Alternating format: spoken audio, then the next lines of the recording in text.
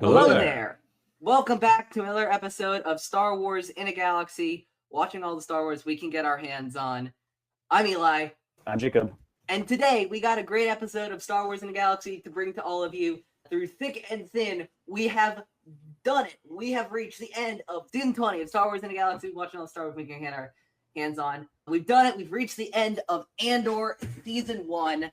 Jacob, why don't we just bring our guest on? Because we are not alone here, Jacob.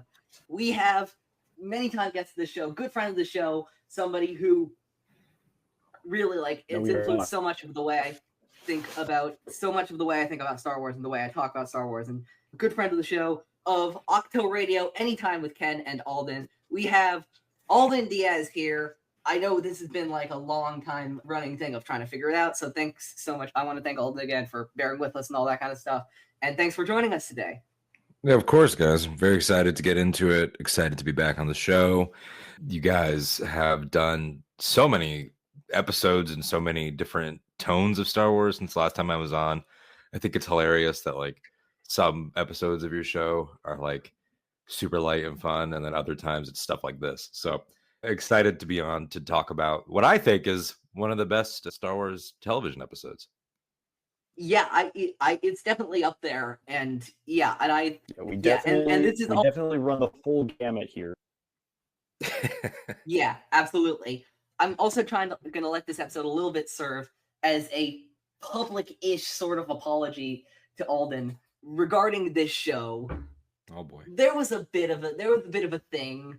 I let a bit of some personal gripes with some people I had handled. Like some people I had issues with handling Andor get a little bit out of hand. I did a bit. I did what we like to call in the industry.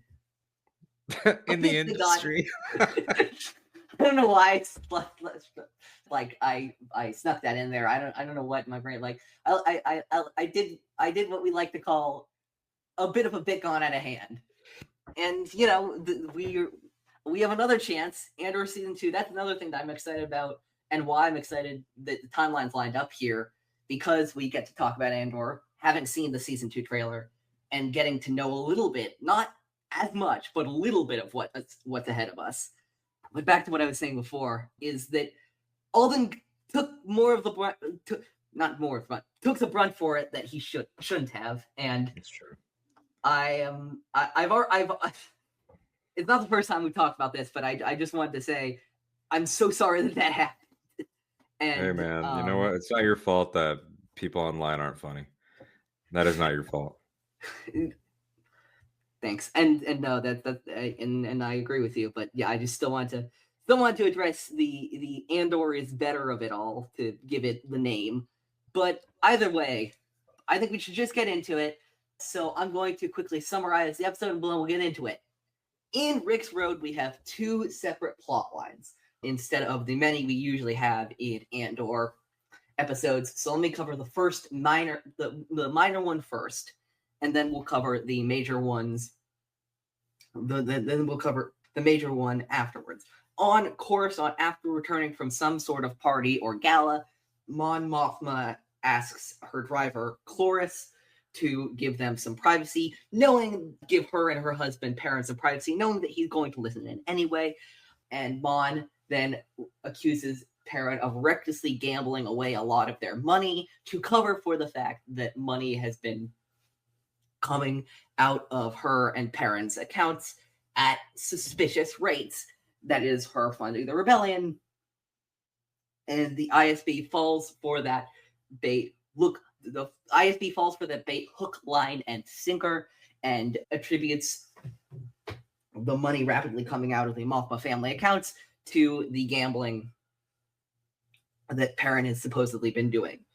At the end of the episode, Mon Mothma, Perrin Fairtha do decide to arrange a little meeting between their daughter Lita and the son of Davo Skolden, Stecken, with Davo and his wife Runai also in attendance. Is there anything else from that plot line? I don't think there is. All right. Anyway, So, the majority of this episode takes place on Ferrix. Dedra Meero arrives in an Imperial shuttle flanked by Death Troopers. Wilman Pack is tinkering, making some weapons and other equipment, mourning the death of his father Salman, who the Empire hung upon finding out his link to various rebel activities. Cassian manages to get back to Ferrix for his mother's funeral, but his immediate concern is not his mother. It instead is finding where Bix is upon noticing her junkyard deserted. He runs into his friend Pegla, who tells him that Bix has been arrested and imprisoned by the Empire. So he starts to formulate a plan alongside Brasso and some other of his Ferrix friends to rescue Bix from Imperial imprisonment in the converted hotel that they have made into one of their penitentiary facilities on Ferrix. Meanwhile, let's see, give me a second. Meanwhile, Vel and Cinta do some more reconnaissance on Ferrix, including tracking an undercover ISB agent. Vel and Cinta argue some more about the priorities of their relationship. Luthen Rael, sensing that some action might be going down on Ferrix, also decides to proceed down to Ferrix and confronts Vel on the planet as well. Meanwhile, while preparing for the fight, Cassian both reflects on Nemec's manifesto that he had read and listened to on the planet of Niamos earlier in the season, and reflects back to some lessons that his late adoptive father, Clem, taught him about rust and Imperial. What was I going to say? About rust and being observant. Let's see what else we got. Yeah. Also, meanwhile on Coruscant, this is another thing I forgot to add. Also, meanwhile on Coruscant, the ISB confirms that Anto Krieger and his entire team were killed in their raid on Spellhouse. But all of this, of course, is leading up to the funeral of Maarva, Carassi, Andor on Ferrix. A marching band leads the funeral procession to about as far as they're being allowed to go by the Empire on Rix Road. The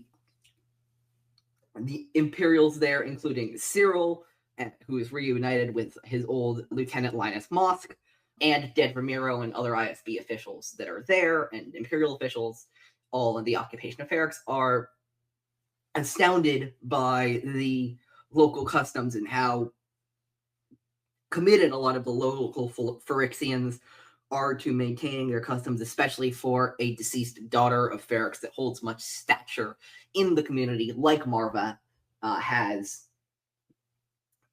And the atmosphere is tense as the sound of the marching band and the silence of the marching band fills the air. Cassian uses the distraction of all of this to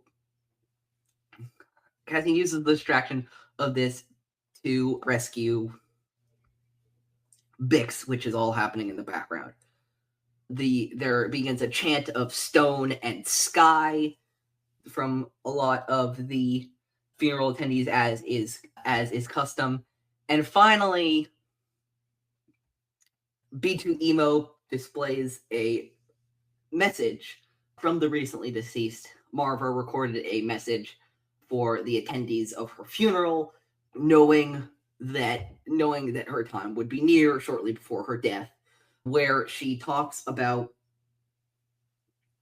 her biggest regrets in her life, including how far and wide the Empire's disease, as she calls it, has spread, and how everybody in her community, as long as they would stay away, were just very forgiving and very ignorant of the spread of the Empire's impacts on the galaxy. And she builds up this wonderful speech at the end, encouraging all of the attendees of the funeral to fight the Empire. they take that very literally, and a riot begins in Rix Road, with many of the funeral attendees and local Phyrexians, including Brasso and Wilman Pack and Pegla and so many other people, pushing back against the Imperial troops who are unable to handle the chaos that is happening, even though they suspected such a thing might occur. The force of the civilians is just simply too much. Wilman Pack throws a bomb into the crowd, which escalates, not into the crowd. Wilman Pack throws a bomb at the Imperials that he made earlier, which further escalates the conflict. Many Imperial and civilian lives are lost in the battle, in the riot. Chaos is everywhere. As said before, Cassian uses the distraction of everything to rescue Bix and load Bix and a lot of his friends onto a ship going somewhere, anywhere away from the Empire to keep them safe. In the chaos, ISB agent tracks Cinta, who manages to shiv him. Just massive chaos goes on. Let's see. Yeah, everyone from everywhere is fighting. Even the Time Grappler is fighting, taking Maarva's message to heart. And I'm trying to think. And that's what happened. And yeah, so it is a local victory, not local victory. It is a local effort to rise up against the Empire that, although it is only restricted to a single city on a single planet, will have galaxy-wide implications in the future. After the riot has calmed down and the Empire has surely killed and arrested a lot of people, Cassian, Luthen Rael gets back to his Fondor Hallcraft and is about to program his ship's computer to get him away from Ferrix. When he notices that somebody else is in his ship, Cassian holds Luthen at gunpoint, questioning him about his intention to kill him, and finally saying, "So just do it. Kill me or take me in." Cassian has completed his full journey in the episode in the season from somebody who is just willing to live and let live to a true believer in the cause. And that is where the season ends.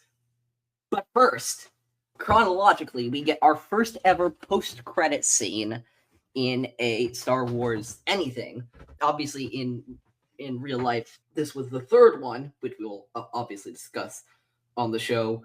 But in the post-credit scene, we see some of the panels that the Narkina 5 prisoners were building, and we slowly zoom out as we see those panels are part of other panels that are part of bricks that are part of Alden. Has a great little way he describes it that I'll let him describe later, that is an infinitesimal part of the DS1 battle station, also known as the Death Star's super laser, that is currently being installed over the world of Scarif, that will one day wipe out many lives, including, unfortunately, Cassian Andor's own.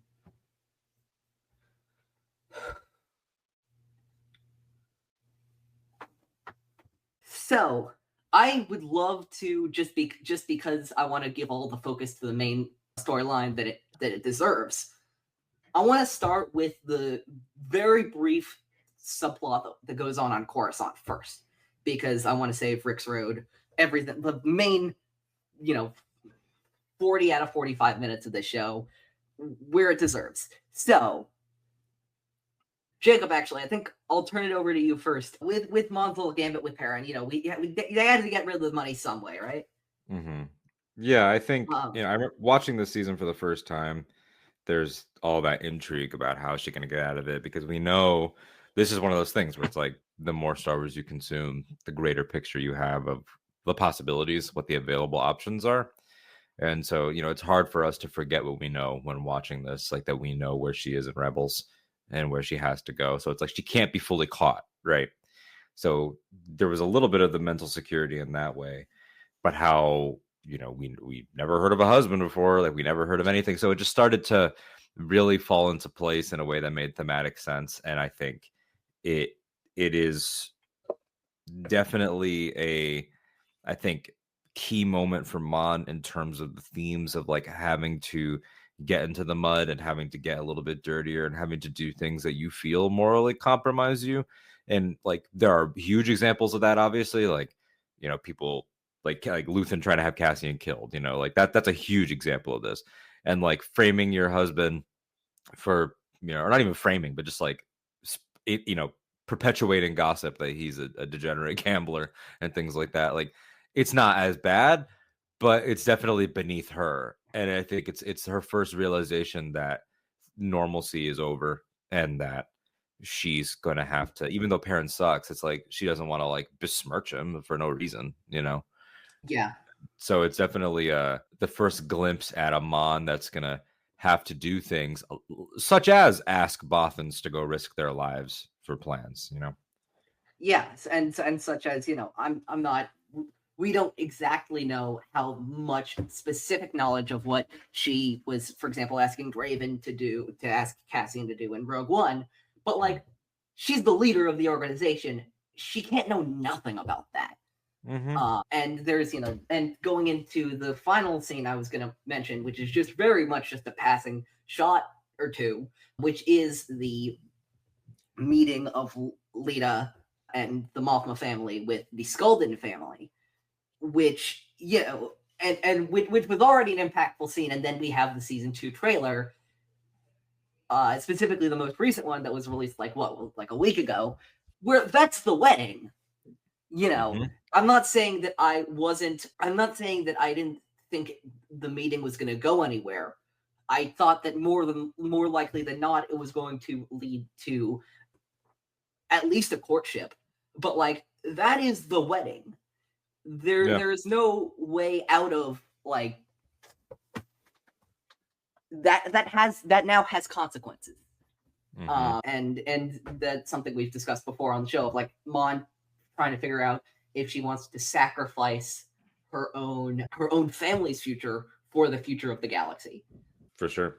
It's bringing her to a place that she, as we established in the season with her interactions with Vel, that obviously the family has very different views on the traditionalism and everything. And I think getting a little bit of the Chandrillan culture, because I think, previous to this, just knowing that Mon Mothma was from Chandrilla, you imagine it to be like a great place because she's great, right? Like you think everybody's like her, but really they are a very fundamentalist, not fundamentalist, but at least conservative society with a lot of expectations and a lot of pressure put on people. And you can see that like these arranged marriages, which like are not just arranged, but evidently, unless the Mon wedding, I mean, because we can assume that happens not in arc 1, probably arc 3, like arc 2, 3 of this. Like maybe Lita's older, but she's still young as hell. Like it's not it's not like we arrange this and you get married in your 20s. It's like no, you're getting married like right out of high school.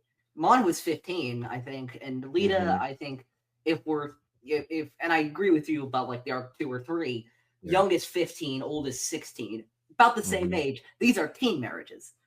Although I will say that, like, and not to like defend Chandrilla at all, but like it does seem like that those conservative traditions have like not died out, but like they seem to be less popular than they used to be because of the whole like, she and her friends had to find. They make a point of saying she and her friends had to find that the elder who would train them, and that even Perrin who I hope I want to shout out because the first episode premiered a few days ago. Shout out to new podcast friends of the show, Pod Krell, who I hope will measure Perrin on their dick measuring scale. Watch the first episode. Even Perrin, as much of an asshole as he is, was like, I don't really care about this. So he's not he doesn't have respect for the institutions, which tracks for him in good ways and bad ways. Yeah, I mean, he doesn't have respect for the institution because he doesn't have respect for much of anything. But yeah, Jacob, your thoughts on the Mon and Perrin's and Lita are what we call keeping up with the Mothmas on this show.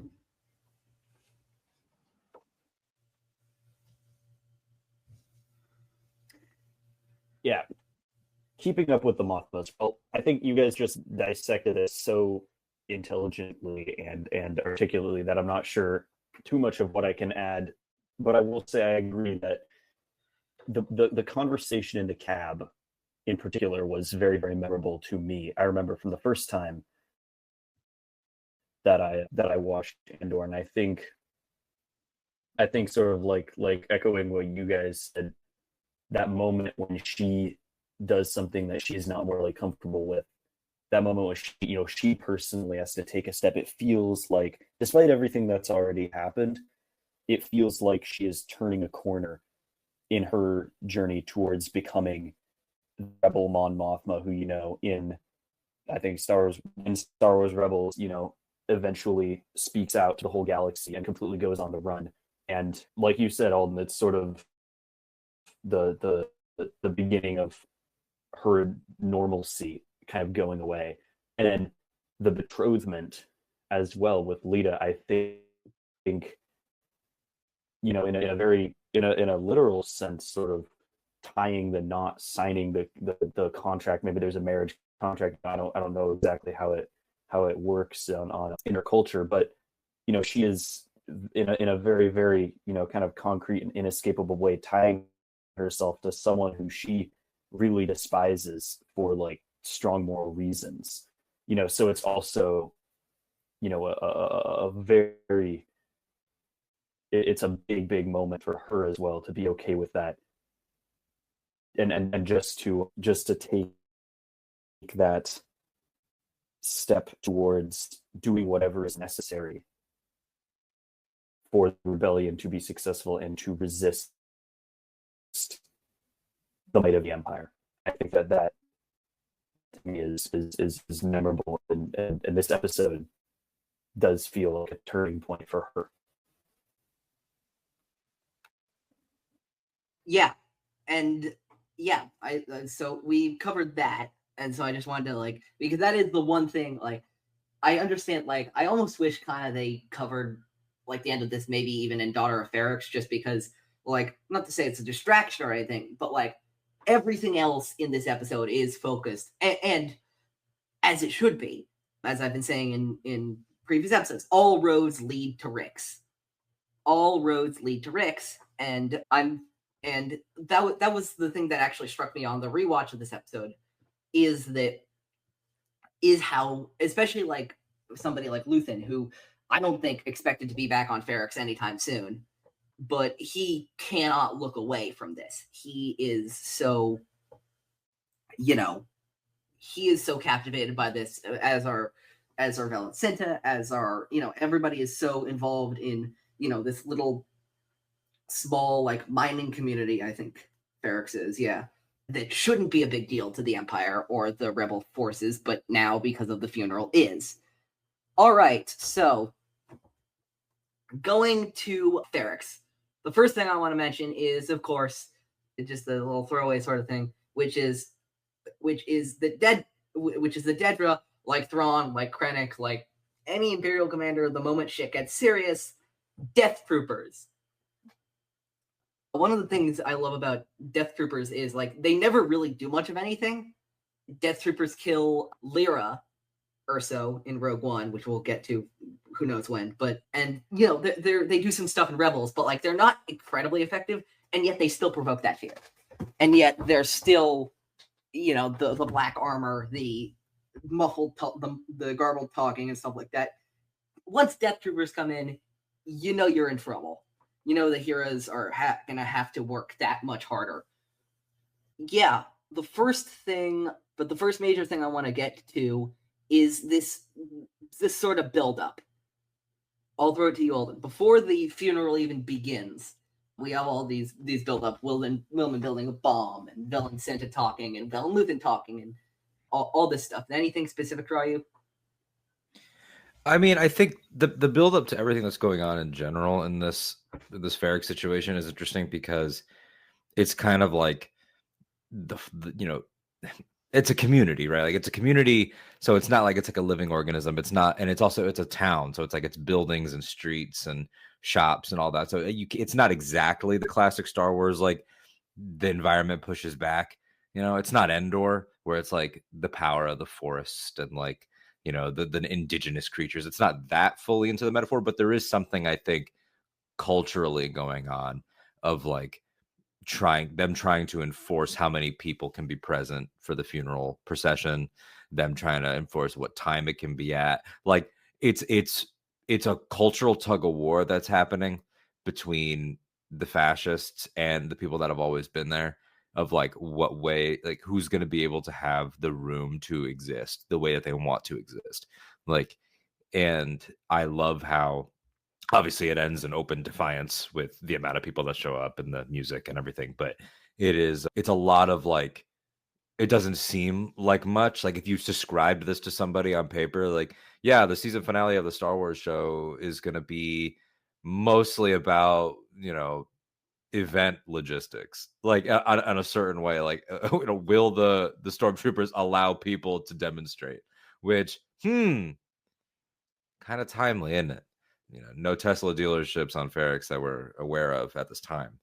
But I loved all that stuff of Dedra trying to have the situation sort of under control. I love the local Imperials that took over the hotel. I think there's a lot of great like shitty glup Imperials that are there. Yeah. You get there's one guy, I forget his name, so let's hope he's not a trivia question anytime soon. But the character name I can't remember, but the actor plays Rhaegar Targaryen in the flashbacks of Game of Thrones. Is that the only material I can remember from, like, one of the only ones I can remember is a guy named Vanis Tigo. It's him. He's the one, him. Yeah. Okay, it's him. He's the one in charge of the hotel.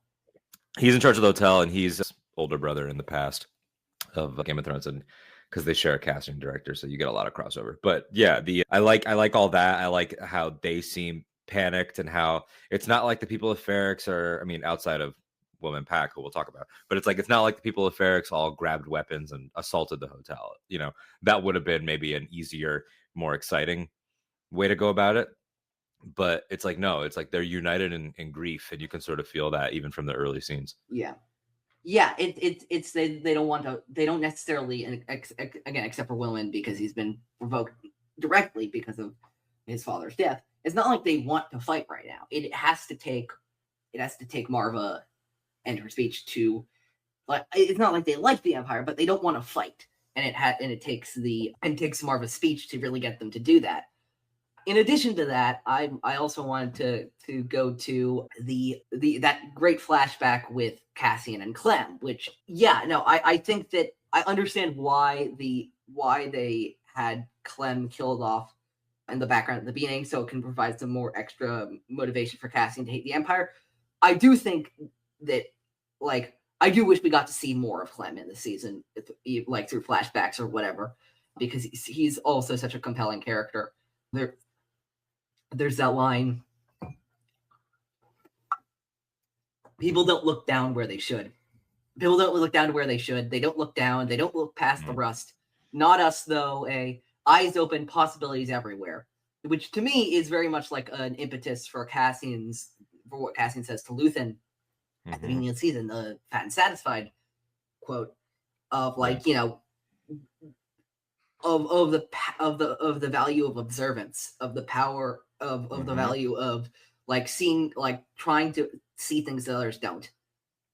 I love that Clem scene gets me so emotional, man. Like it's great, just like on the classic trope of like lost parents in Star Wars, right? Or just in fantasy overall, but like specifically knowing out of rewatch, like the importance of the funeral bricks, you know, and how Cassie, that's his first instinct, is to sort of visit that, like, for some guidance, and it ties in with what, you know, Brasso says to him about Maarva's last words. Like, he already knows everything he needs to know and feels everything he needs to feel, and like I feel like going to to Clem's brick is sort of like the proof of that. Like he already internalized what he needed to be a great hero and a great spy. Specifically, it's also a very spy origin, right? Like, of people don't look where they're supposed to, but we do. Like that's perfect for what we know he's going to do for the rebels. But it's also, like Clem's spirit is throughout the whole situation in what was his home too, where he was also killed, you know? Yeah, absolutely. Jacob, anything about the general prep from from the people of Ferrix for the riot before I want to do a deep dive a little bit on a certain manifesto.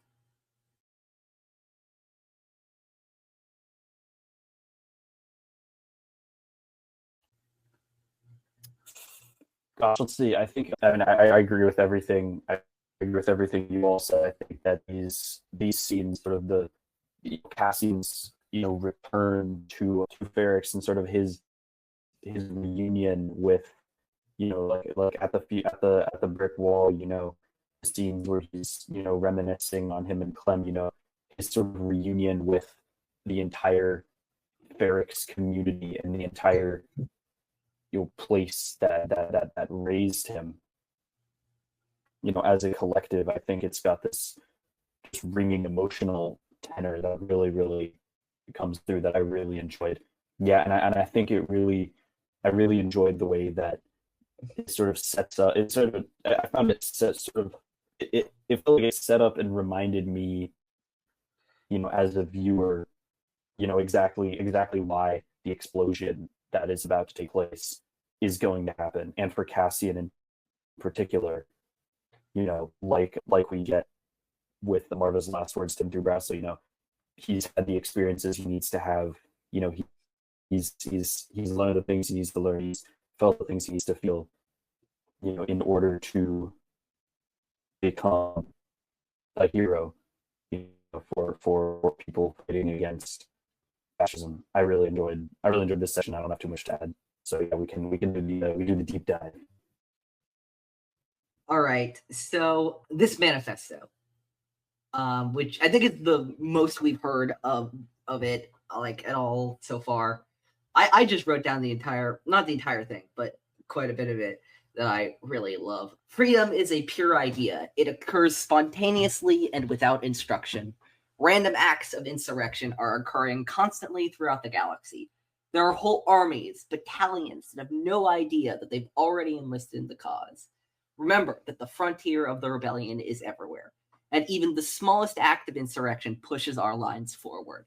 The day will come when all these skirmishes and battles, these moments of defiance, will have flooded the banks of the Empire's authority, and then there will be one too many. One single thing will break the siege.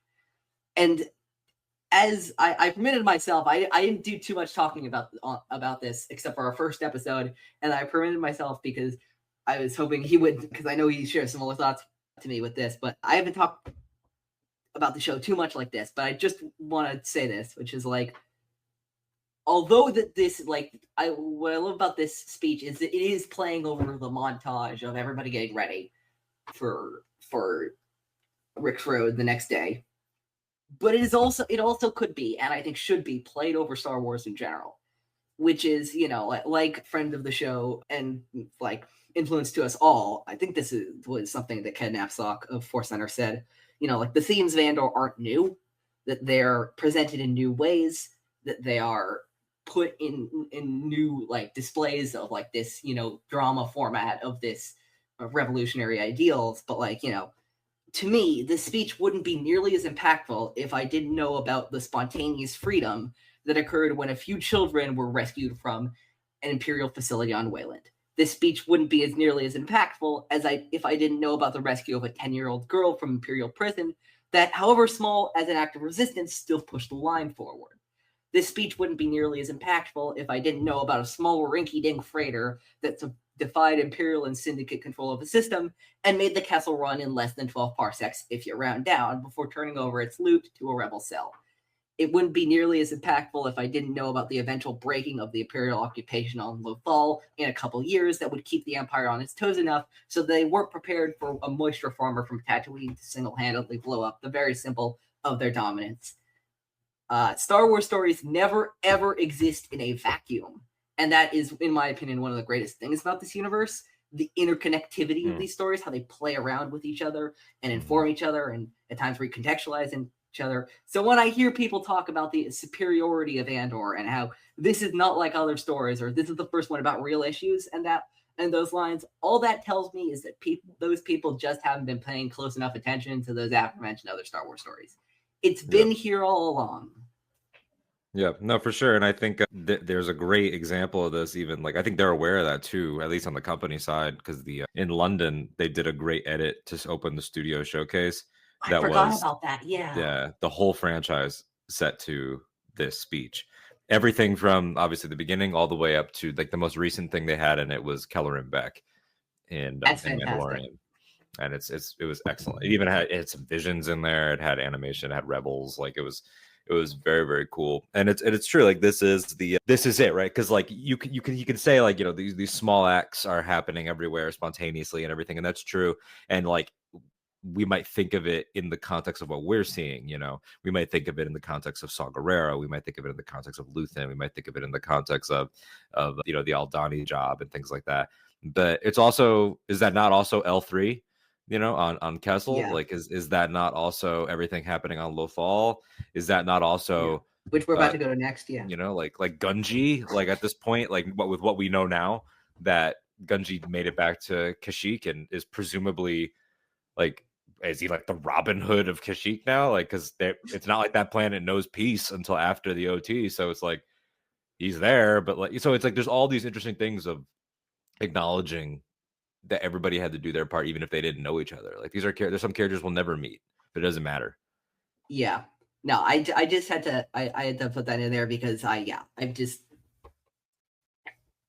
I think that's actually one of the things for me that makes Andor better in retrospect is like knowing like I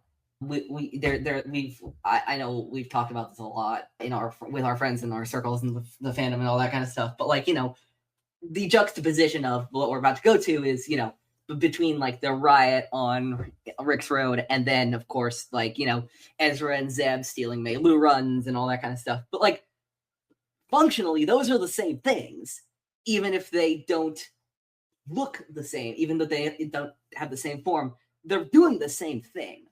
They're both causing trouble for fascists, and so like even though one is a darker, grimmer tone than the other, they're both doing things. Jacob?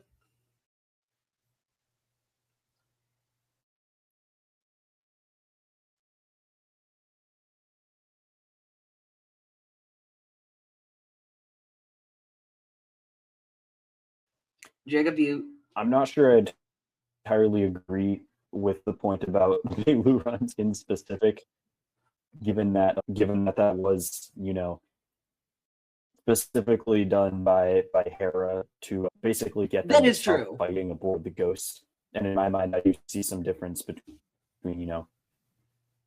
petty theft on the one hand and organized uprising, even if it is more spontaneous or without a goal, as it is when there's just outpouring of anger and rage on Ferrix, when all these people are, as Alden, as you so eloquently put it, united in their grief for one of their one of the pillars of their community. And I've lost my train of thought. I apologize, but in general, yeah, I think the manifesto speaks to me. I think, and the manifesto is powerful because it's speaking to how do people experience oppression, fascism, in Star Wars, be it the Empire, the First Order. How do people experience evil in the form of crushed authoritarianism? People who don't like people, not Jedi, not bounty hunters who can zip around without lightsabers or whatever else, and special events. People who have their entire lives precious to them, their communities, they stand to lose, by standing up. And how do you still stand up? And I think that's really, I mean, that to me is what makes Andor. We're talking about. Yes, I agree. I think that it is kind of silly to say Andor's, treading ground that's never been done before in Star Wars, because maybe some people said that and weren't really paying close attention. but it does put these questions under a microscope in an inescapable way when you watch it. And I do think that it does something different in that regard. I am of the opinion that Andor is better. I'm sorry, Eli. It's better than $100. It's better than a peanut butter chocolate chip cookie. I don't know what else it's better than, but I do love the show. Not at the expense of nothing or anything else. Now he's just making fun of me. But yeah, no. But yeah, to what was I gonna say? To get to like kind of like our next thing, when I want to get to next, what I was thinking of is another like important thing with like, you know, the music starts playing and all that kind of stuff. And one of the things I noticed, and I think is still important right now, especially, you know, with looking at stuff that's happening, like for example with the Kennedy Center, or looking at stuff that's happening in schools or wherever you want to see it happening in this as fascism nears this country, or fascism near other countries in the world. I was just reading about the suppression of music performances in Nazi Germany the other day, and like, you know, the suppression of culture, you know, the how do I say, the dismissal of culture in fascism, like I you know, like with how the music annoyed the empire so much, with how the marching band annoyed the empire so much, with how they called the Daughters of Ferrix a local annoyance. They're bringing, you know, look at those heavy tanks and weaponry that the empire is bringing to a funeral. This is not like going back to what Cassian said right before they broke out of Narkina Fut, power doesn't panic.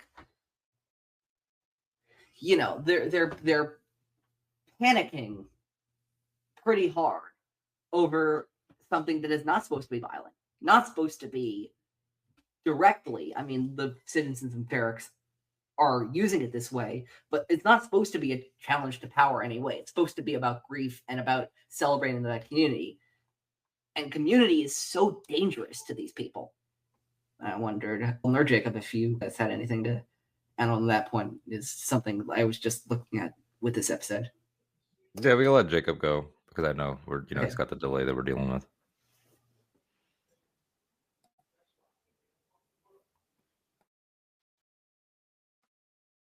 Sorry, a lot of what you said kind of got cut out, so I'm not entirely sure. It was lagging a bit, so I'm not entirely sure where we stand right now. I was just talking about like the fascists' suppression of community and culture and all of these ideas that are like threatening to them, sort of. Oh yeah. Oh sure. Yeah. I mean, absolutely. That's a part of it, and I think, you know, there's no mistake that it's no mistake that the empire is very, very afraid of letting, you know, the funeral and the brick placement and the music and everything happen. And it's no mistake that they're, you know, very, very afraid of, you know, the bell, for instance, you know, or these, you know, sort of local ways of adapting to the circumstances and to the authority that they themselves, that the empire doesn't necessarily understand, or doesn't know how to deal with, or how to crush out of existence. And I think, I don't know, how do I put this? I mean, I think it comes to a head when, you know, Maarva's her speech, her words to the people, you know, segue pretty seamlessly from, you know, talking about her cultural experience growing up, her experience, you know, being raised, coming to Rix Road, being raised by the dead, the funerals, you know, as being formative to her. And that segues into that culture informing why she wants to fight the empire, and how she is encouraging the people in her community to fight the empire. And then that culminates in the officer, I think his name escapes me at the moment, trying to toss a blanket, toss a sheet over the holo projector, and when that doesn't work, he kicks over the droid, whose name also embarrassingly escapes me at the moment. I think there's no accident that whenever people are standing up to authoritarianism, that is often informed by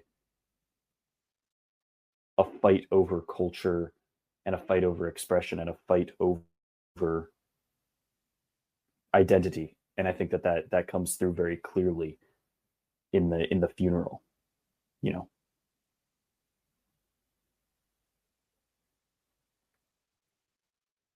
Yeah, absolutely. A lot of great thoughts there. Alden, anything you want to add to that before we? No, I think that's great. I mean, it is. Yeah, it's about the suppression of messages and about inspiration. Like, they don't want people to lock in, as it were. They don't want people to process what Maarva is saying. Like, her words are so important because they are about history. They are about what unites people. Like, not everybody there likes each other. Most of the town doesn't even like Cassian. Like, it's like, Yeah. like he's not popular. He owes a lot of people money. They imply that he's kind of like hoeing around the town. Like, when we meet him, like he's a bum. Like, like he's just like, but Yeah. but they still stand up for him. Exactly. Like, I'll quote a friend of the show, Asabi from Stardust. She was saying, like, their response is like, he's an asshole, but he's our asshole. Like, only we can be sick of Cassian. Like, so, like, you can't have that uniting for the imperial rule. Like, that's exactly what they don't want. They want everything to be homogenized, human centric, boring, dull, gray. Ken Knapsack from Force Center makes the point all the time, and has historically of like, like, it's like they flipped a switch on the Republic era, and the next day they had all the gray uniforms ready to go. Like this was all part of it. And I think Luthen listening to Maarva's words is one of my favorite moments in all of Star Wars at this point, because he knows, as he has said in his epic speech in One Way Out, like, he won't get to be a part of the new world. He doesn't see himself, seeing the sunrise, and like, that in his mind, whether it's Yavin base or whatever Rebel Command, like I don't think he ever visualizes himself there. But for a brief moment, I think he realized, like, okay, it could work. Like, if this is happening organically with people and I didn't engineer it, then maybe I'm not as necessary as I thought I was. And I think that gives him a brief moment of peace. He obviously gets right back to work after, but I think for a brief second, he almost cracks that smile, and he's like, hell yeah, like, there is at least one place that gets it. Yeah, absolutely. I actually, not to like do too much speculation, but I've seen those like theories floating around, and I'm still trying to grapple exactly with how I feel about this, if this should be true. I was actually wondering, Alden, your thoughts on the idea of like, not necessarily like Cassian / under Luthen's orders, like, being responsible for the Gorman massacre, but like, I've seen a lot of like, oh, Cassian will like the I've heard somebody say like, the powder keg is like ready to tip over, and Cassian just gives a little push, like I don't fires the think shot that, somewhere. like, yeah, I don't know if it'll be active on his end, but like, I could see Luthen making a choice, like having a choice between escalating and walking away, and he just refuses to walk away, and it pops off. You know what I mean? Like if they're like, like I could see Luthen at a crossroads of like, abandon the mission and throw away months, if not years, of progress, or force a result. And in his arrogance of forcing the result, it happens. Like, Yeah, maybe it wasn't the goal, but he knew the chances, took them anyway, and everything goes to hell. yeah. And I think that does like some really interesting like contextualization. And again, we'll see what happens with Andor season 2, but I think that might give some interesting contextualization in the moment. But why I'm bringing that up, of course, is because, like you said, like, hey, I might not even need to do anything here. Like, the Empire's oppression will naturally like my let me not forget that my goal as an accelerationist in this way is like to accelerate things that are already happening. Like these would have happened anyway. I'm just maybe, you know, putting this on 2x speed a little bit. Yeah.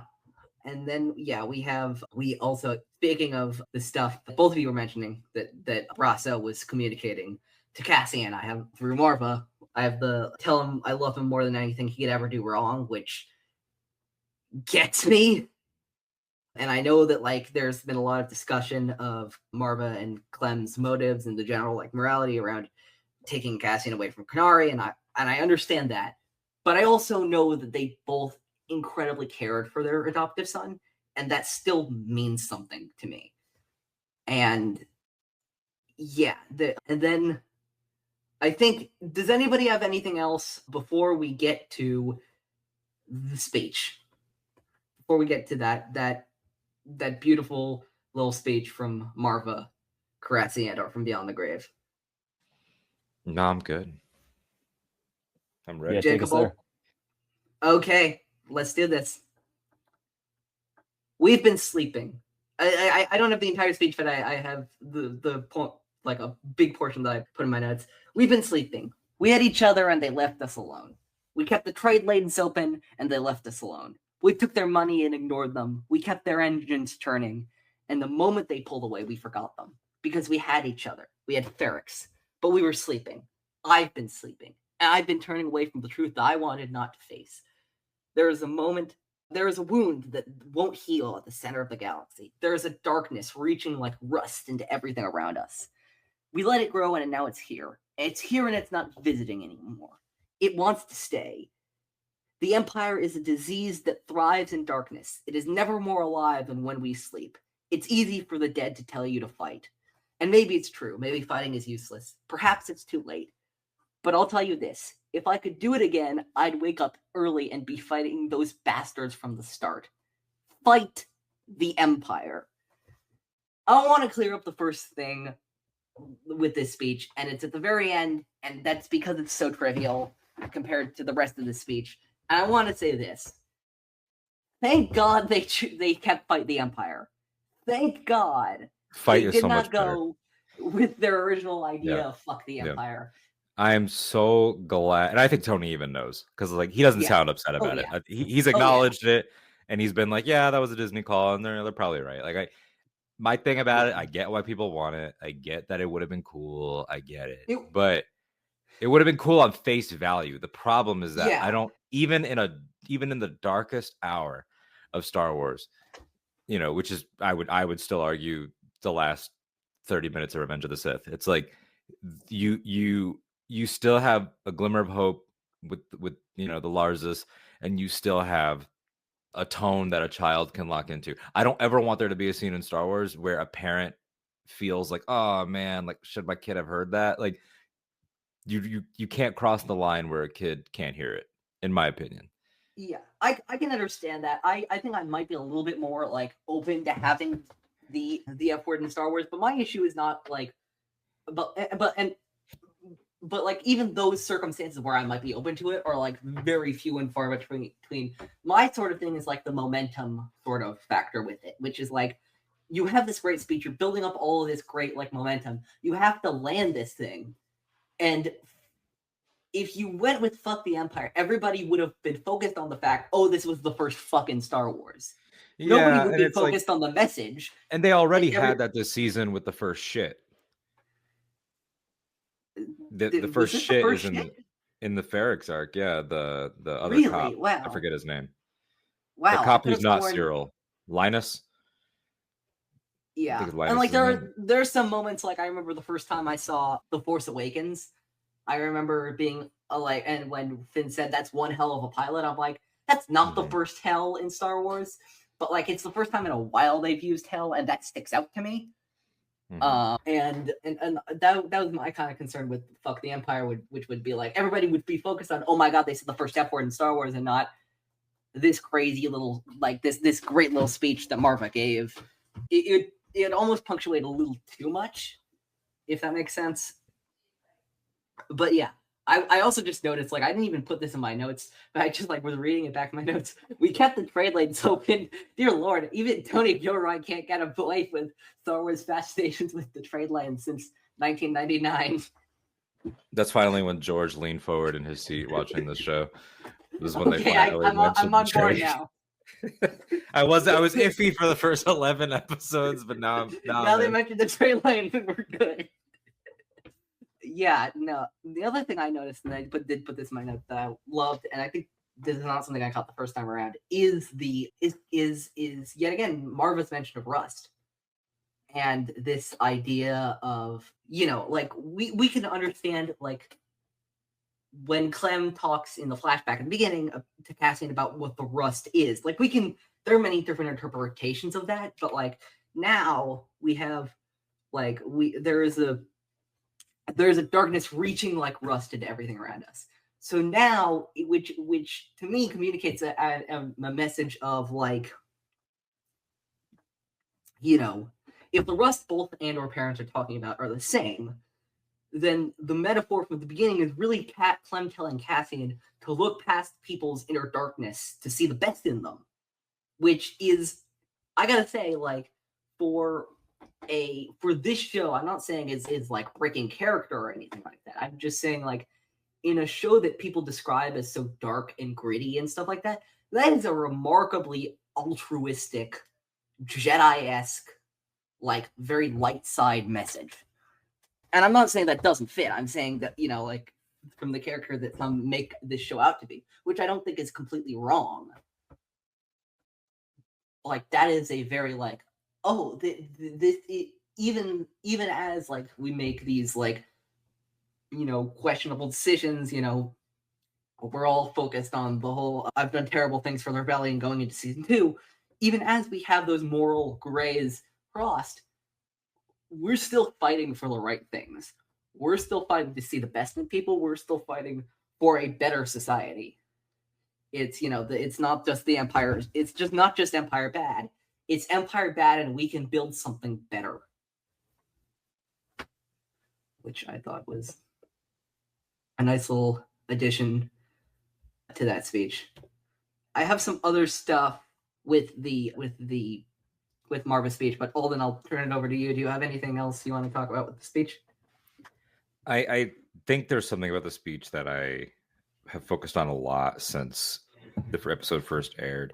And I will say, just like on a personal note, this was a situation where it was a rare time where Lucasfilm, for those of us that at the time had access to, like, the screeners and everything, like, that was a really active, like, time for that. Like, it was very, I remember that. They're way less interactive now than they were in 2022, and with in terms of, like, fan media and stuff. And so I had gone to the premiere and I had seen screeners of pretty much everything, and I thought surely they're not going to give us a screener of the finale, and they did. So I had watched the finale 3 times when it came out. Like, I had already seen it 3 times. And so I had been stewing on it. I'd been thinking about it.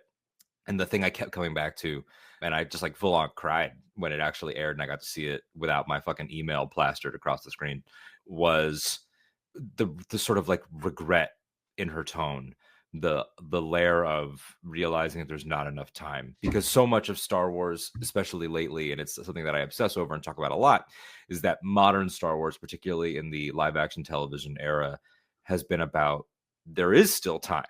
There is still time to make a change. There is, you know, even if you're at midlife, if you're 40, you know, there's still time to change, whether it's Din Djarin or Boba Fett or Fennec Shand or Ahsoka. You know, you don't need to be what you always have been previously. And Maarva, being a little bit older, you know, being in that more in her 60s, 70s, presumably, in terms of her age, if we're just going based off of Fiona Shaw, it's like she's an older woman, which we already don't get a lot of, you know, and she's realizing, like, fuck, like, I did realize all this too late. She's passing it on in an inspirational way, but it's the, you know, I don't have the exact words, but it's like, you know, if I could do it again, I would get up early, you know. It's that realization of, like, damn, I regret having been afraid to walk where they killed Clem. You know, I regret not being more involved. I regret, you know, turning the other cheek or looking the other way, or I regret maybe maybe she regrets not being more upfront with Cassian, and or not, or she probably, I mean, she died shortly after he left, and she probably regrets the way that went too. That they would never got to be a team in that way, that they were at odds. They had love, but they were not getting along. They weren't understanding each other fully in the end. We see how that obviously tears Cassian apart, where he's telling Brasso, like, I told her to come with me. I tried to get her to leave. Like, there's so much regret there, and hers is both personal and big picture. And I think that we when we do see our older characters in Star Wars, a lot of the time they're attuned to the Force, and so they're attuned to the magic and the big picture in that way, and they have a different sense of belief. Like, you never get the feeling in A New Hope that Obi-Wan is like, man, I wish I had grabbed the sword and gone out there sooner. Like, no, he knows it's the right time. But Yeah, it's somebody like Maarva, someone like Maarva doesn't know that. She does think maybe it's too late. She's gonna tear it all down and say fuck you on the way out, no doubt. She's not gonna go out quietly. But that did stick with me, and I think it's like sort of the show communicating to us, like, yeah, you want to be like Maarva spiritually and ideologically, but you don't want to wait until you're old to do these things. Yeah. Jacob, anything on your end about the speech?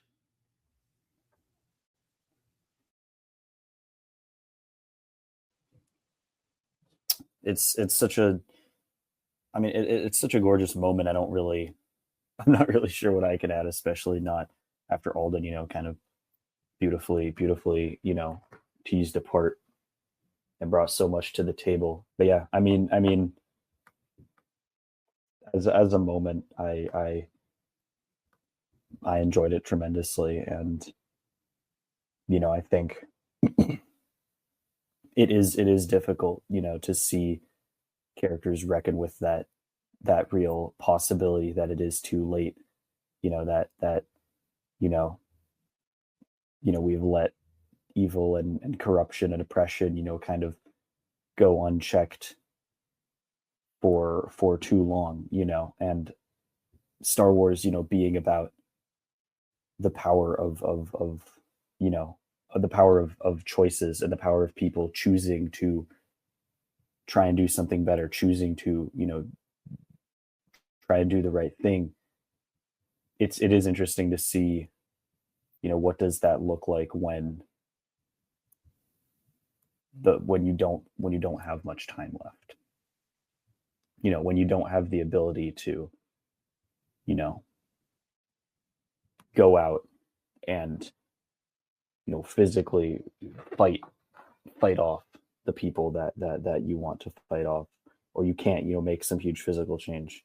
Not everyone's going to be the one to blow up the Death Star, and I think I agree. I agree with what you said, and I appreciate the way that you phrased that, Alden, because I hadn't really thought about that quite as much before. But it's a beautiful moment, to be sure. All right, so now and then all hell breaks loose.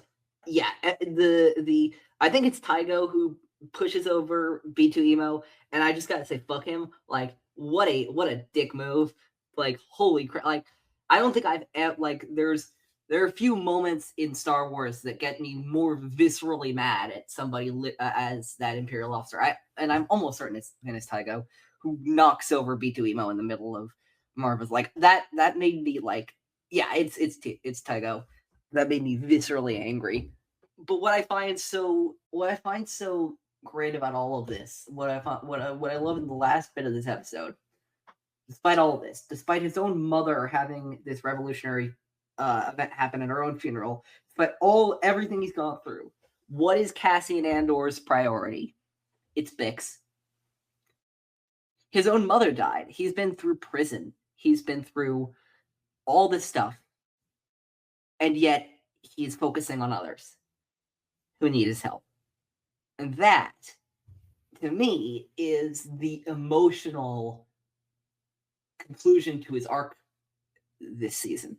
Of, this is that is not about him, and he can make a difference, but despite everything that's happened, despite he has more reasons to be personally aggrieved and personally upset right now than anybody else.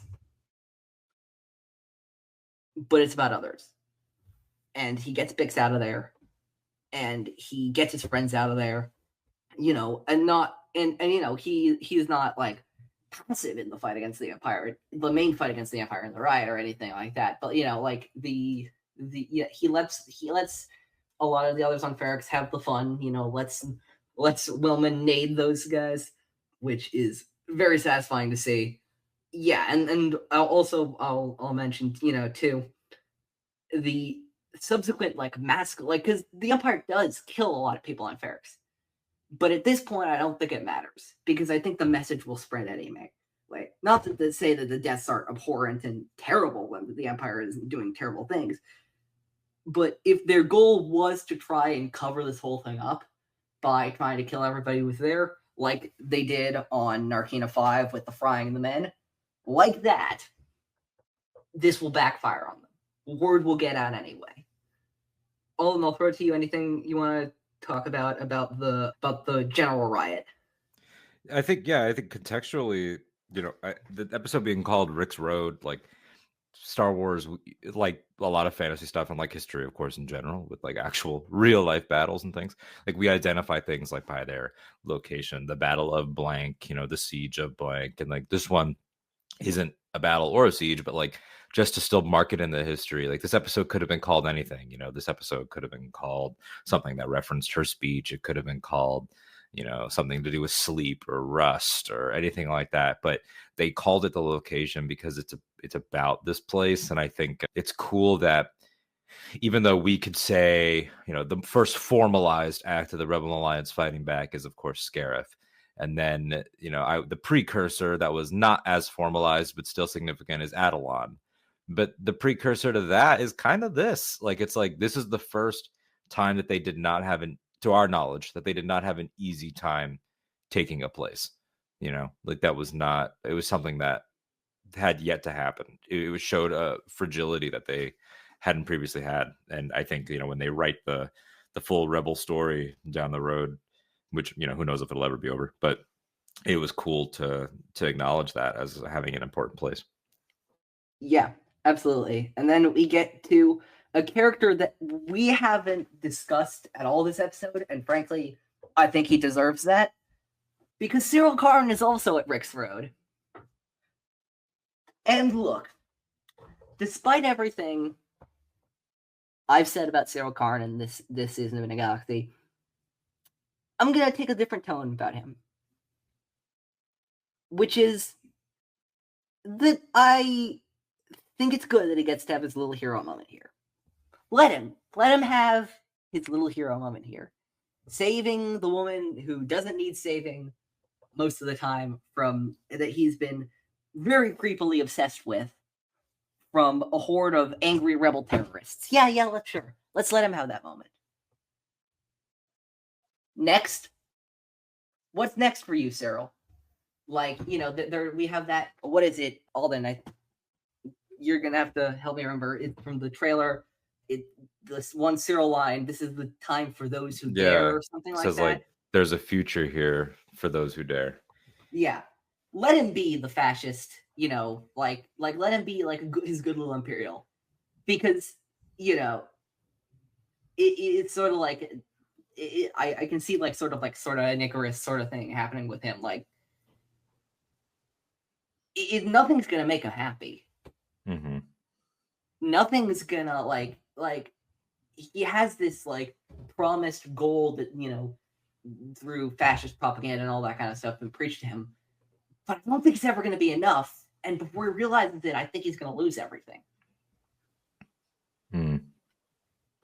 Yeah, no, I don't think he's gonna. I mean, as much as I would love for, you know, the rebel defection stories to be true for him, because it would be so funny and like so far from where he started, like I could see him maybe realizing the error of his ways, but I do think it's a tragic story.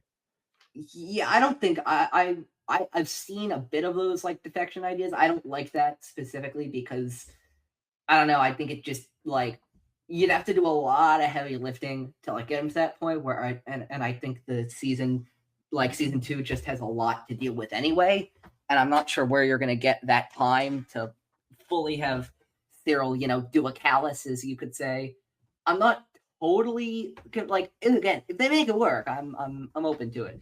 But I more like the idea, especially like of this like rise to what he thinks to be the top of the ranks, and then and realizing that like the ultimate wishes that the Empire is promising him are hollow, and that fall from grace will be 1,000 times more gratifying to me than any annoyance I have with him right now that he got supposedly what he wants. Jacob, do you have anything about the riot on Rix Road? Gosh, I mean, where to really begin? I think what was striking to me was that the riot sort of starts faster than you can blink, like almost before B2 has like hit the ground from the officer kicking him over, like Brasso's swinging a haymaker, everyone's going crazy, but it's really the moment when the kid throws the bomb that then there's the silence after that, and this moment of quiet that to me felt like it was signifying like this is okay, this just became real, like the Empire's used to crushing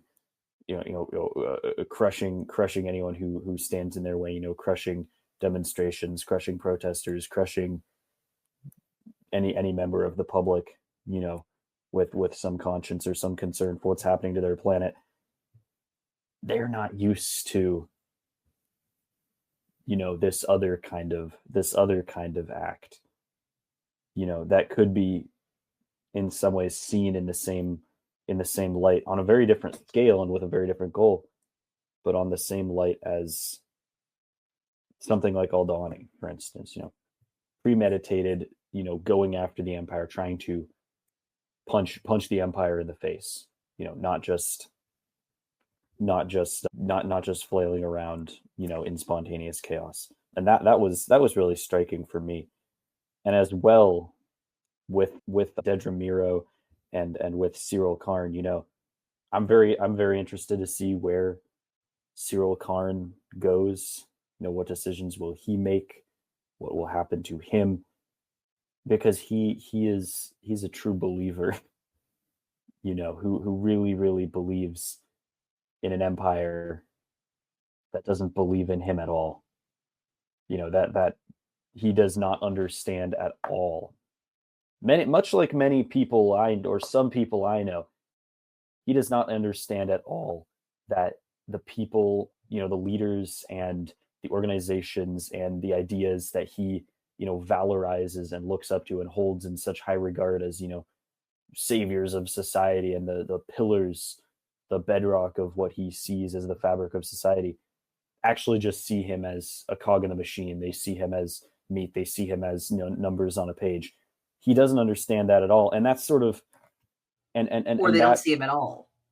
Yeah, and then the personification almost of that is that he keeps chasing after Dedra when she tells him repeatedly to his face, like, I do not give a shit about you.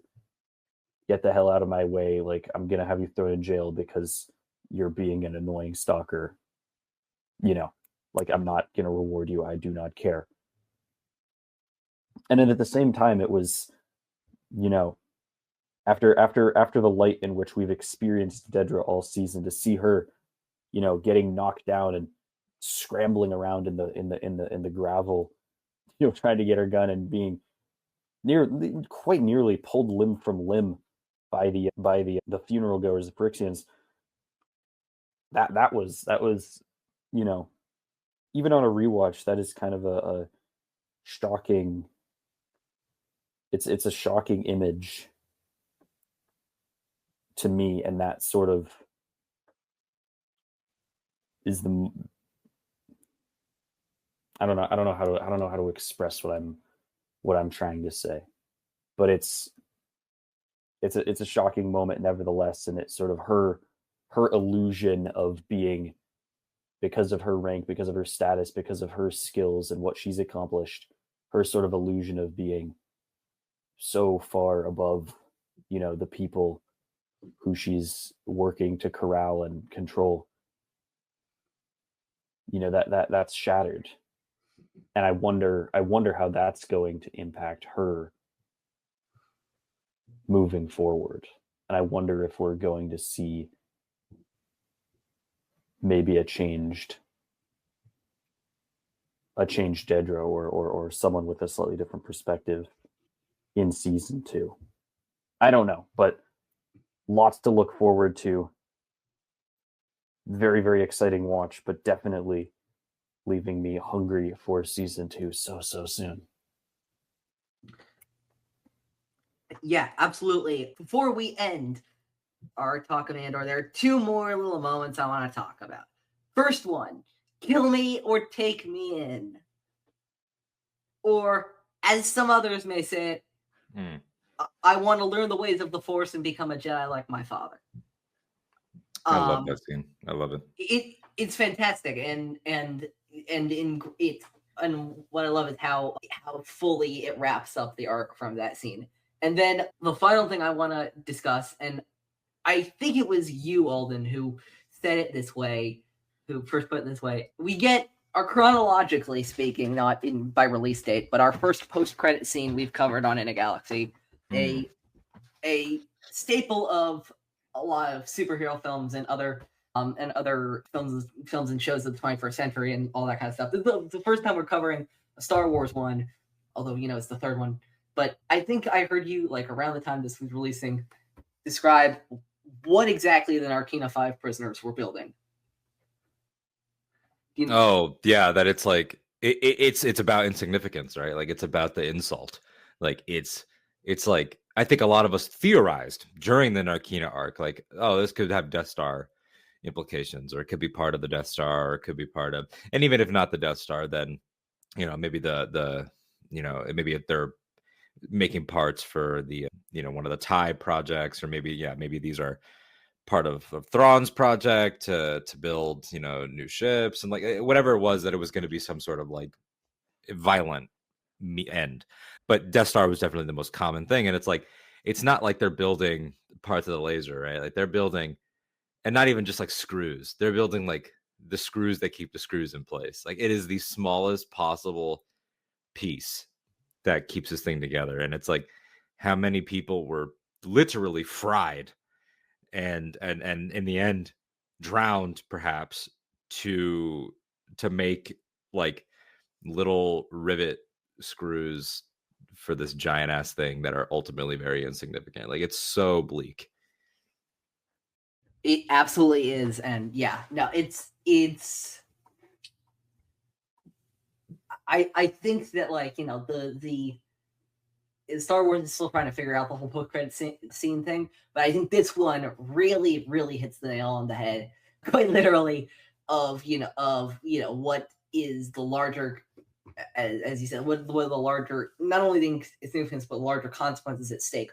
What the Empire is doing that is, at this point, larger than any of the characters, maybe other than Luthen and Mon, maybe Saw, can fathom at this point. Of they don't just have these they move, the classic tech bro catchphrase that we've heard them using way too much these days, of the move fast and break things, but they also have these bigger, more dastardly projects of of the this rule by fear, the Tarkin doctrine, all that kind of stuff. Is just, it's a great post-credit scene. Probably would be my favorite, if not for the ultimate thrill of the Book of Boba Fett announcement at the end of Mando season 2. But yeah, no, Jacob, actually, I will throw this to you first. Overall thoughts, Rix Road.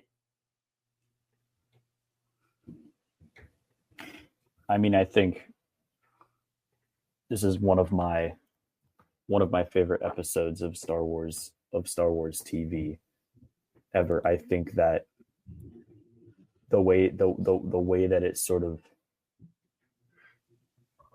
gives Maarva her moment, and sort of her almost through Cassian, even after she is, even with her being dead and her being gone, with Cassian coming back, with Cassian witnessing the riots, with Cassian, coming back to his community, taking Bix, sending her and Brasso and one of the daughters of Ferrix and another member of the community to safety. He's sort of making right what he felt he was forced to run away from for his own safety, and simultaneously, being one of these sparks, for a greater rebellion, in that final scene when he, after running for so much of this season, and that being, his sort of challenge as a person up to this point, to then go in headlong, first to come back. I mean, obviously come back to Ferrix to rescue Bix, but then to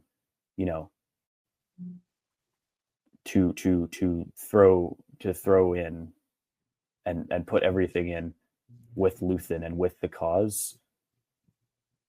I mean, yeah, it's fantastic to me.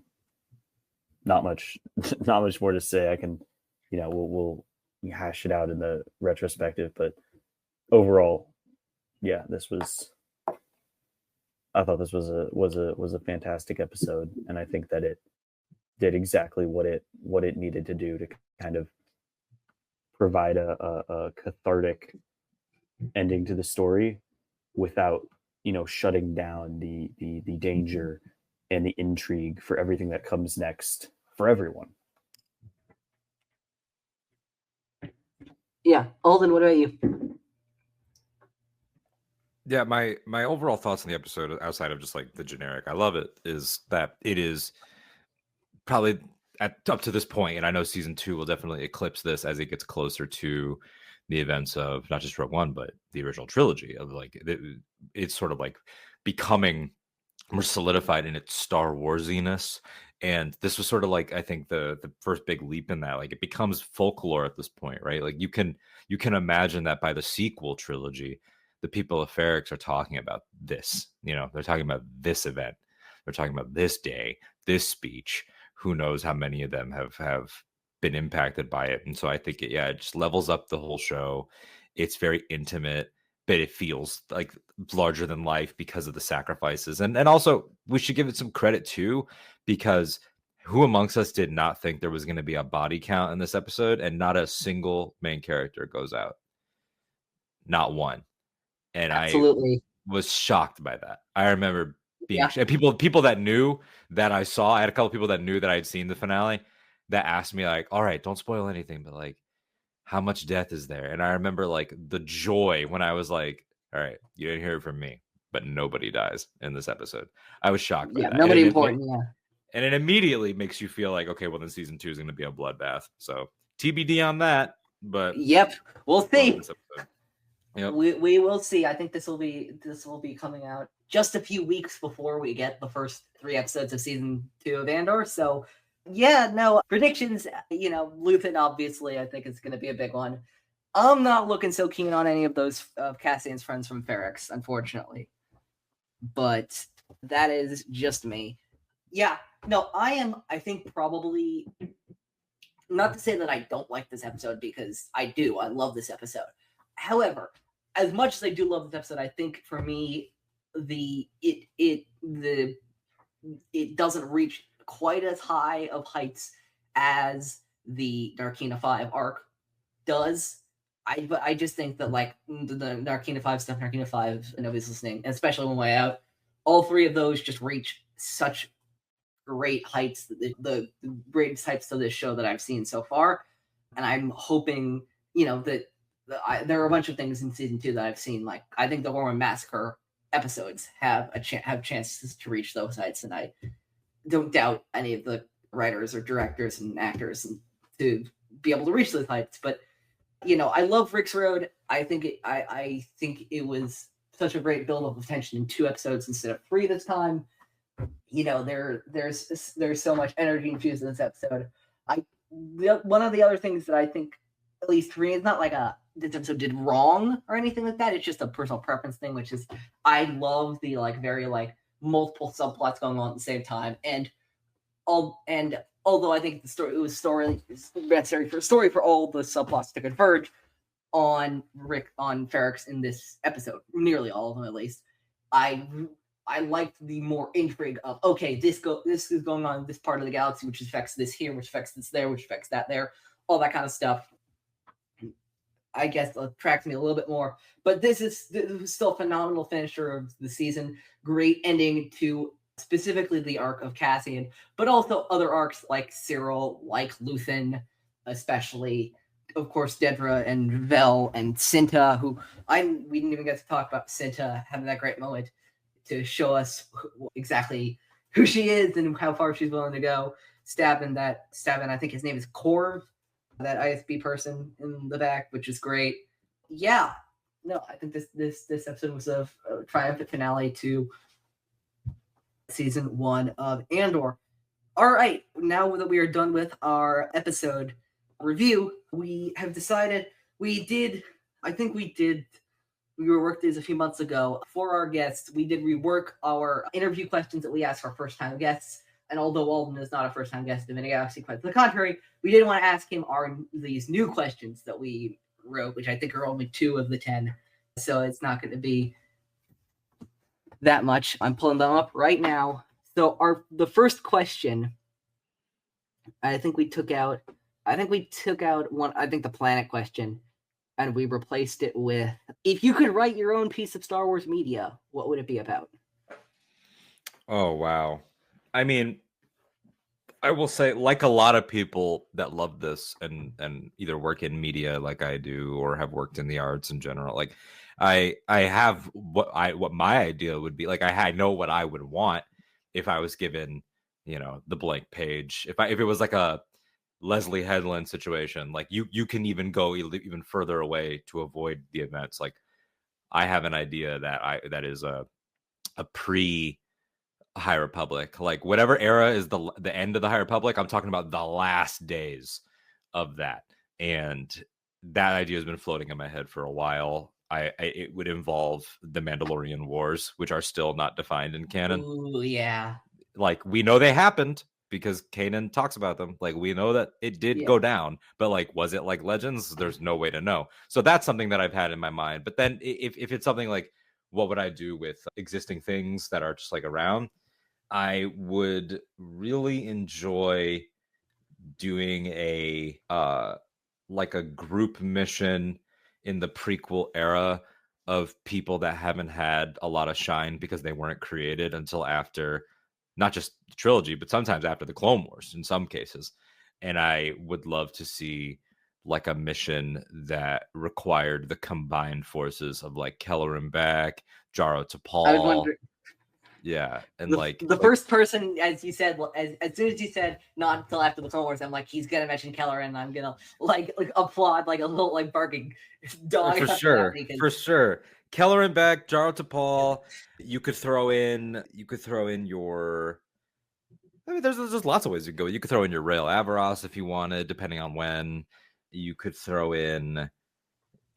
You could throw in like a pre-Dark Side Ponkrell, like a pre-war Ponkrell. Interesting. Like there's like all types of angles you could go with, like creating a maybe like you don't want to or something like that. Yeah, Seer. Yeah, like you don't want to rip off Seven Samurai every time. So I'm not saying we need a unit of 7, but like just some sort of story that is a Jedi adventure, probably in the 10-year gap between Menace and Clones, of like, okay, what was something that required multiple Jedi, who knew who. Kelleran Beck gets a mention like in Rise of the Red Blade because of his fighting style. Like there's different people that I would like to see there that have been underrepresented. And maybe this would be a cool way to, depending on how the High Republic ends, which, you know, it ends this year, at least in the current form that it's in. I'm someone that does not believe that it's ending. I think it's a ruse. I think it will end, because the language has been very specific, right? They've been saying like the end of the story we've been telling. It's like, okay, yeah. Like that tells me they're going to that go away from the High Republic anytime soon. It's gotten them it's too not much gonna knowledge. It's not gonna die. It's just gonna be like any other era. Like sometimes we do it, sometimes we don't, you know. And I think that depending on how it goes, so TBD on this, but like it would be cool to see like Buryaga in the prequel era, you know, because he could live that long, you know, or like I doubt Porter gets that many more years, but like get Burry in there, get you know, who knows if Vern makes it out of what would have been Acolyte season 2, probably not, but yeah, something like that. Yeah, no, that's really interesting. And the final one, which of the 2 questions we decided to write 2 heavy hitter questions, this is the one we changed our Zam Wessel questions to be second to last and moved to last. Just a simple, what has Star Wars meant to you in your life? It's everything, man. Simple. Yeah, simple. It's everything. Like it is a guidepost. Like we joke that we take Star Wars seriously to a religious degree, but like I do. A lot of us do. Like it really is like it's a purifying element in my life where if I feel off balance or if I just feel sad or anything, like I know, like at the time of this recording yesterday, I was like in a funk and I didn't know what to do and I was having a lot of anxiety and I put on Solo. And like just for that period of time, I was like, I'm back. Like I'm back with my friends. Like this is a comfort zone. And not every Star Wars can be casual viewing. There are some that I hold in more rarefied air. Like I cannot just like throw on Last Jedi. Like if I put that on, I have to hit the lights, I have to sit down. Like, but I think it's a consistent lesson that sort of meets you where you need to be. Like when I was a little kid, like I grew up without having a dad. And so like Return of the Jedi was like extremely important to me. And it still is, of like confronting your parent. And then when I was a young man, you know, 2015, Force Awakens, it was like, okay, this is the opposite. Like it's not the onus is no longer on the son to reach out to the father reaches out to the son. And that met me where I needed to be met right there. And then Din and Grogu, it's like, okay, well now they meet each other in the middle. And isn't that the best version of it? Like isn't that what families are supposed to be, like choosing each other? And that hit me, you know, in a later adulthood state, not later adulthood, but later than previous. So yeah, it constantly finds us where we need to be. I think it is every great story ever told. If you watch Ron Howard's masterclass, he acknowledges like the old adage that there are only 7 stories. And he's like, I would go even further than that and say there's only one story. One, yeah. I've seen all then like the ads and stuff like that. Yeah. It's such a good line for the ads too, because immediately you're like, what the fuck is he saying? Yeah. And it makes a lot of sense. Like it is only one story. Like you can boil everything down, like something like Ahsoka, the series specifically. Like you strip away all the fantasy, you strip away the fact that it's a pseudo Rebel sequel, it's a pseudo Clone Wars sequel, pseudo prequel sequel. Like you just strip all of it away, all the fantasy, all the aliens, and it's one woman in her 40s saying, damn, all I ever did was fight my whole life. Like, how do I live versus existing?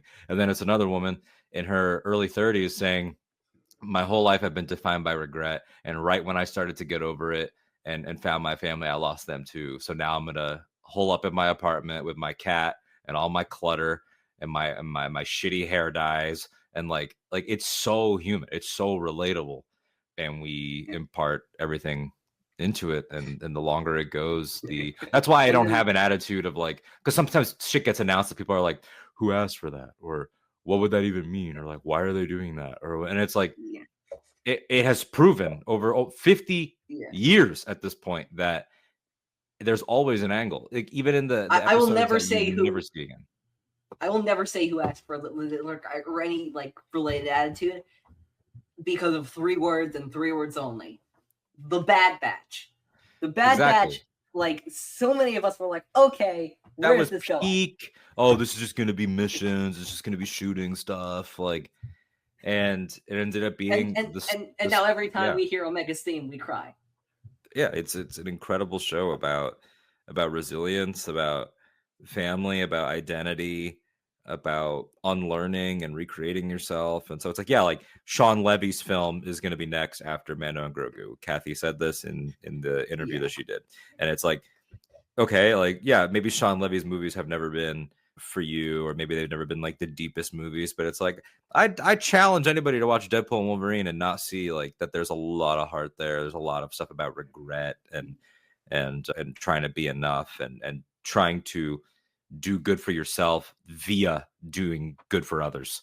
And so I'm excited to see where it goes. And yeah, Star Wars is good. Hot take. I know a lot of people that claim to love it seem to also hate it, and that's never been me.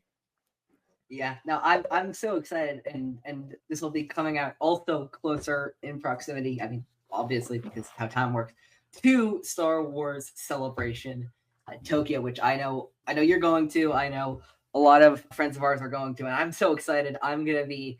There's a certain.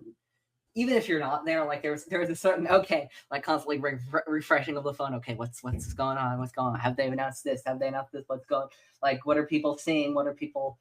And I'm excited to. And that's another thing that you mentioned that I specifically like is like the joy it brings people, like specifically like in connection with each other and all that kind of stuff. So this is a very complicated way of just saying I'm looking forward to seeing all the great memories made at Celebration.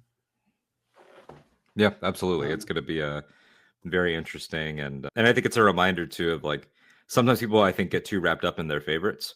You know, like I was talking to some hardcore Andor fans the other night, not in a bad way. Like they're great. They love all Star Wars, but like that's their favorite. And one of them got the celebration stage pass for Mando and Grogu, and they were like, like I don't know, like should I go to that? And I'm like, yes, you should go. Like, absolutely. I was like, it's not just about like what your favorite story is, even if that's your least favorite. I was like, think about it like this is the return of Star Wars movies. Like, don't you want to be in the room for that? And they were like, yeah, you're right. Like that it's going to be like a rock concert. Like it's a room full of people that all understand the thing that you love, and that's so rare.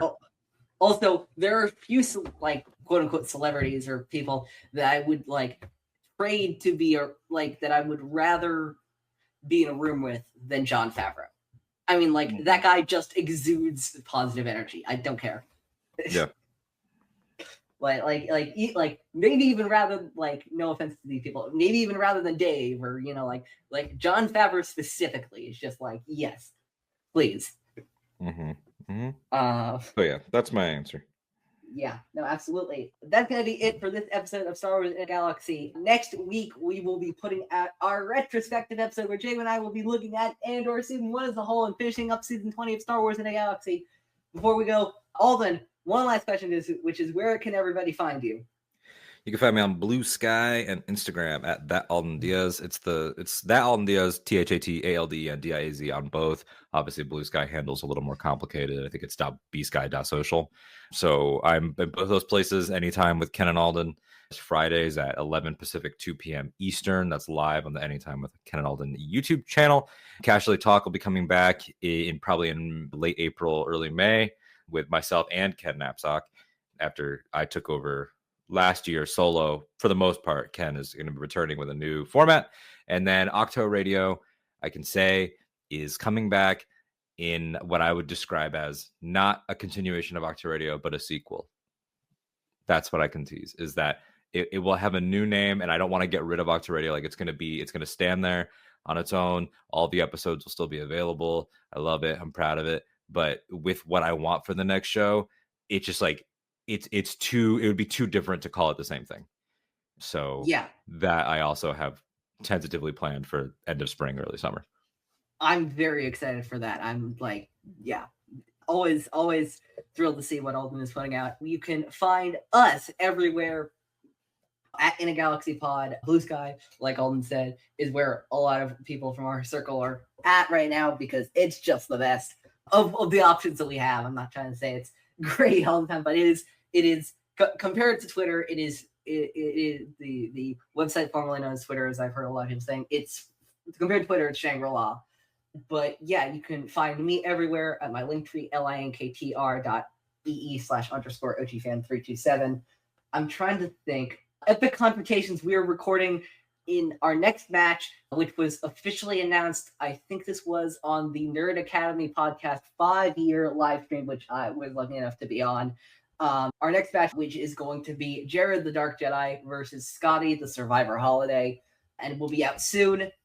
And I think, you can listen to us on Anchor. You can listen to Anchor. Anchor's the distribution line. You can listen to us everywhere you get your podcasts. And I think, other than that, all I was left to say is, may the Force be with you always.